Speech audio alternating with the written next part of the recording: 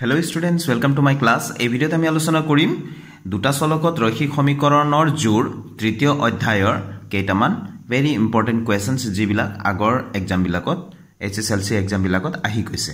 তো খুবেই important এইকেটা examples আমি উদাহৰণ কেটা আমি চাবই লাগে, গতিকে আমি আলোচনা কৰো আহা। তো আমি এই ভিডিওত প্ৰথমতে লৈছো 91 পেজত থকা উদাহৰণ 15 টো। ইয়াত দিয়া আছে পিৰ কি মানৰ বাবে তলত দিয়া সমীকৰণ জোৰৰ এটা অদ্বিতীয় সমাধান আছে। সমীকৰণ জোৰ দিয়া আছে এই দুটা 4x + py + 8 = 0 2x + 2y + 2 = 0। তো এটো আমি কৰিব লাগে পিৰ কি মানৰ বাবে তলত দিয়া সমীকৰণ জোৰৰ এটা অদ্বিতীয় সমাধান আছে। এই সমীকৰণ জোৰ আছে, তো আমি চাও পিৰ মান উলিয়াবলৈ চেষ্টা কৰো। এটো 2015 হৈ যোৱা HSLC এক্সামত আহি গৈছে, গতিকে ইম্পৰ্টেন্ট আমি চাও হা। তো স্টুডেন্টস আমি সমাধানত এনেকে সমীকৰণ জোৰ লিখি লম আৰু প্ৰশ্নত কৈছিলে যে সমীকৰণ জোৰৰ অদ্বিতীয় সমাধান আছে, তেনেহলে শৰ্তটো আমি জানিব লাগিব। আমি ইয়াত হেকাৰণে লিখি লৈছো যেহেতু প্ৰদত্ত সমীকৰণ জোৰৰ অদ্বিতীয় সমাধান আছে, গতিকে a1/a2 ≠ b1/b2 হ'ব লাগিব। তো অদ্বিতীয় সমাধান থাকিবলৈ হলে বা অসীম সমাধান থাকিবলৈ হলে বা কোনো সমাধান নাথাকিবলৈ হলে তেনেকুৱা শৰ্ত কেটা আছিল, তিনিটা শৰ্ত। গতিকে ইয়াত অদ্বিতীয় সমাধান আছে, এই শৰ্তটো হৈ গল a1/a2 ≠ b1/b2। ঠিক আছে, তো এটো তোমালোকে জানিব লাগিব। তো তেনেহলে a1/a2 অৰ্থাৎ a মানে হৈ গল x ৰ সহগ কেটা আৰু b মানে হৈ গল y ৰ সহগ কেটা। তো এতিয়া আমি ইয়াতে পাতি দিও x a1 a2 মানে প্ৰথম সমীকৰণত x ৰ সহগ আছে 4, তো a1 মানে 4 লিখিলো। a2 মানে হৈ গল x ৰ সহগ দ্বিতীয় সমীকৰণৰ, ইয়াত আছে 2, গতিকে আমি 2 পাতি দিলো। নট ইকুৱেল সাইনটো আছে যেনেকৈ আমি তেনেকৈ লিখিব লাগিব।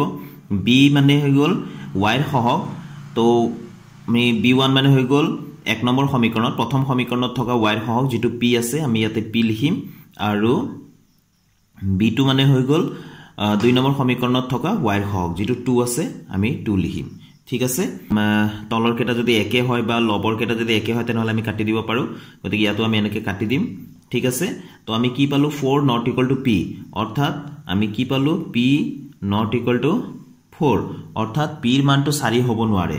গতিকে এই প্ৰদত্ত সমীকৰণ জোৰৰ অদ্বিতীয় সমাধান থাকিবলৈ হলে p মানটো 4 হ'ব নোৱাৰে, তাৰ বাহিৰে সকলো হ'ব পাৰে। তো p ৰ মান 4 ৰ বাহিৰে যিকোনো মানৰ বাবে প্ৰদত্ত সমীকৰণ জোৰৰ অদ্বিতীয় সমাধান থাকিব। একেবাৰে সহজ হয়নে? Very important question.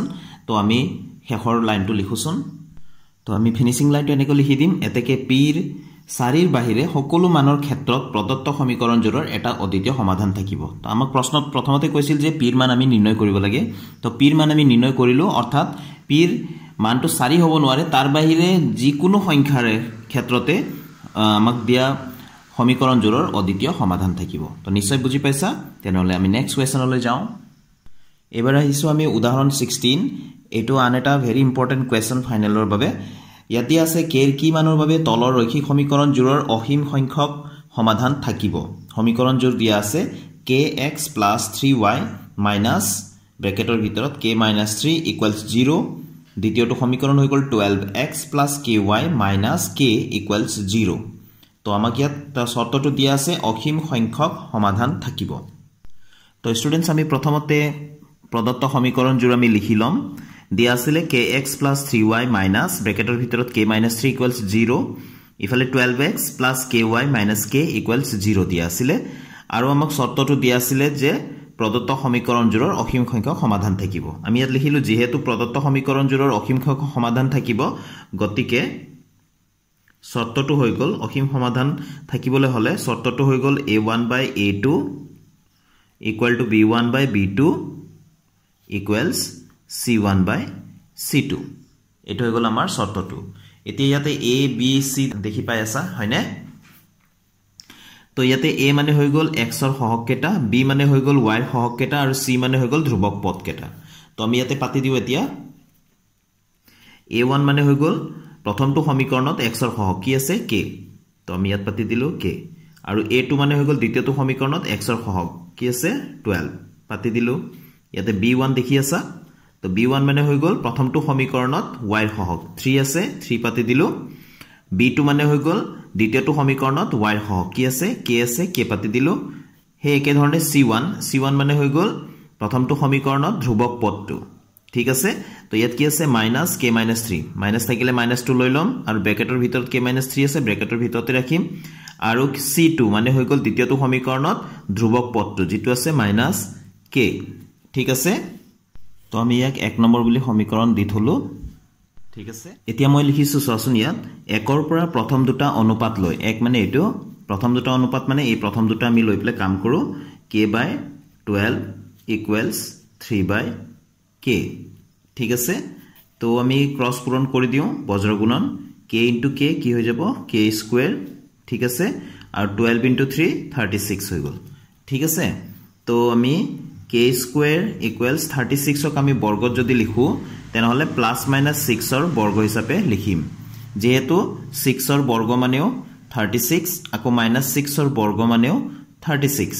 গতিকে 36 মানে আমি +- 6 ৰ বৰ্গ আমি লিখিব লাগিব ঠিক আছে তো এতেকে দুইফালে বৰ্গ আমি উঠাই দিলো স্কয়াৰ উঠাই দিলো এতেকে k = কিমান হৈ যাব +- 6 অৰ্থাৎ এতিয়া ইয়াত দেখা পালো যে আমাক k এৰ মান নিৰ্ণয় কৰিব দিছিলে গতিকে k এৰ মান দেখা পালো যে ধনাত্মক 6 হ'ব আৰু ঋণাত্মক 6 হ'ব গতিকে আমি কনফিউজনত পৰি গলে যে কোনটো শুদ্ধ আসলতে ধনাত্মক 6 টো শুদ্ধ নে ঋণাত্মক 6 টো শুদ্ধ গতিকে হেতু কথাৰ সমাধান পাবলৈ হলে এতিয়া আমি দ্বিতীয় অনুপাতটো আৰু তৃতীয় অনুপাতটো লৈ প্লাই কাম কৰিম ঠিক আছে আমি চাও k এৰ আসলতে কোনটো মান শুদ্ধ ধনাত্মক 6 টো শুদ্ধ নে ঋণাত্মক 6 টো শুদ্ধ তো এস মই লিখি দিছো 1 ৰ পৰা দ্বিতীয় আৰু তৃতীয়টো অনুপাত লৈ তো দ্বিতীয়টো অনুপাত আছিল 3/k আৰু তৃতীয়টো অনুপাত আছিল মাইনাস ব্ৰেকেটৰ ভিতৰত k - 3 আৰু তলত আছিল হৰত আছিল -k তো এই মাইনাস টো আমি কাটি দিলো তো এতিয়া আমি এই k আৰু k এটো আমি কাটি দিব পাৰো